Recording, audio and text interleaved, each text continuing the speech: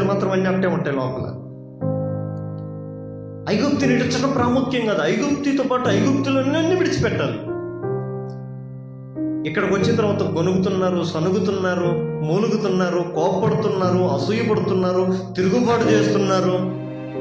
ఇవన్నీ చేస్తూ చేస్తూ చేస్తూ దేవుని కోపం వాళ్ళ మీదకి వచ్చినప్పుడల్లా వాళ్ళు క్షీణించి నూను కుమారుడిని యెహోషువ, కాలేబు తప్ప మరి ఎవ్వరు కూడా దేవుని రాజ్యంలోనికి వాగ్దానం చేసిన దాంట్లో స్వతంత్రించుకోలేకపోతున్నారు. ఇప్పుడు నువ్వు ప్రార్థించేది కూడా నువ్వు పొందుకోవాలనంటే నువ్వేం చేయాలి? దేవుని కోపానికి నువ్వు నీ మీద ఉంచుకొని నువ్వు ప్రార్థించకూడదు. దేవుని కోపం నీ మీద మండుతూ నువ్వు ప్రార్థించడం వల్ల నీకు ఉపయోగమే లేదు. ఆ కోపాన్ని నువ్వు కరుణగా మార్చుకొని ప్రార్థన చేసినప్పుడే నీకు నీ ప్రార్థన ఒక సార్థకత. మనం మార్చుకోవాల్సింది చాలా